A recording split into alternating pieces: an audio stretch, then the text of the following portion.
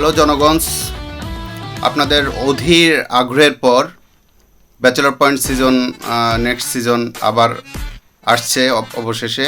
Already shooting চলছে, আপনারা জানেন।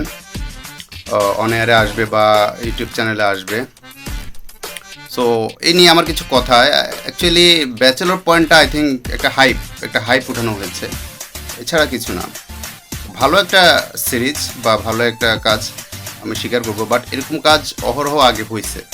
অ্যাকচুয়ালি এই জেনারেশন জেন জেড যেটা, ওরাই মেবি হাইপটা উঠেছে, কারণ ওরা ম্যাচিউর হওয়ার পর, ম্যাচিউর বলবো না, জাস্ট বুঝজ্ঞান হওয়ার পর ওরা এই নাটকটার সামনে আগে পাইছে, এই ফার্স্ট পাইছে এরকম একটা নাটক। তো আমরা তো আমাদের জেনারেশনে আগে পাইছি, যেমন ছবিয়াল টিমে মুস্তফা সারোয়ার ফারুকি, স্যারের টিমে রেদওয়ান রনি, ইফতেখার আহমেদ ফাহামি, ইশতেক আহমেদ রুমেল, শরফ আহমেদ জীবন, অনেকেই ছিলেন।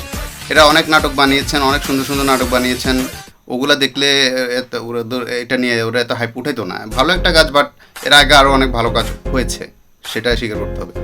সো আসলে আর কাজল আরিফিন অমি কি ওই টিমের কিনা অ্যাকচুয়ালি আমি জানি না, তখন ওনার কোনো নাম শুনি নাই, বাট ওনার কাজের প্যাটার্ন কিন্তু সেম। এর আগে FNF 50-50 এই নাটক 420, এর মধ্যে FNF 50-50 নাটকগুলা এই সেম প্যাটার্নে এর আগেও এরকম হয়েছে। বিভিন্ন জায়গা থেকে, গ্রামের বিভিন্ন ফ্যামিলি থেকে একজন এক এক জায়গা থেকে এসে শহরে একসাথে হয় এবং তারা একটা ব্যাচেলর হয়ে তারা থাকে এবং বিভিন্ন কাহিনী ঘুরতে থাকে, তাদের নানান রঙ্গরসে কাহিনী ঘুরতে থাকে, সুন্দর সুন্দর সিকোয়েন্স।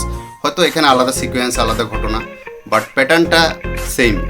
তো ওই নাটকগুলো আপনারা দেখলে বুঝতে পারবেন। ওইখানেও নোয়াখালীর ক্যারেক্টার ছিল, তবে এখানে বিহাইন্ড ওনাদের একটা আছে যে ওনারা বিহাইন্ড দ্য সিনের লোককে সামনে নিয়ে আসেন, যেমন পলাশকে নিয়ে আসছেন, শিমুলকে নিয়ে আসছেন। আগেও এটা করা হয়েছে ছবিয়াল গ্রুপে। সো পলাশ ডেফিনেটলি গ্রেট। পলাশ পিছন থেকে আসলো, ইজ এ গ্রেট অ্যাক্টর, ভালো করেছে, অনেক ভালো করতেছে। বাট শিমুল ক্যারেক্টারটা পুরো আজাইরা। হ্যাঁ, আপনারা যেটা হাইপ উঠাচ্ছেন, এটা একটা হাইপ। শিমুলের মতো লাখ লাখ নোয়াখালীস আরও ভালো অভিনয় করতে পারবে নিয়ে আসলে। দরকার ছিল, চরিত্রের প্রয়োজনে হয়েছে, কিন্তু আপনারা যে হাইপ উঠাচ্ছেন এটা আজাইরা। যাই হোক, সরি, ছবিয়াল টিমের আরেকজনের কথা না বললে নয়, যার নাম আমি মিস করেছি, মোহাম্মদ মুস্তফা কামাল রাজ ভাই। He is great. তার কাজগুলো অনেক পছন্দের ছিল আমাদের জেনারেশনের আমাদের। তো যাই হোক, ব্যাচেলর পয়েন্ট নেক্সট সিজনের জন্য শুভকামনা রইল। আশা করি কাজল আরিফিন অমি ভাই আরও নতুনত্ব নিয়ে আসবেন, আরও নতুন সিকোয়েন্স, নতুন ঘটনা নিয়ে আসবেন।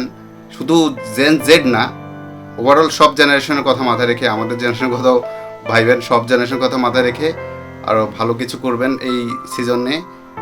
সেই কামনায় রইল আপনার টিমের জন্য এবং আপনার জন্য শুভকামনা। আসসালামু আলাইকুম।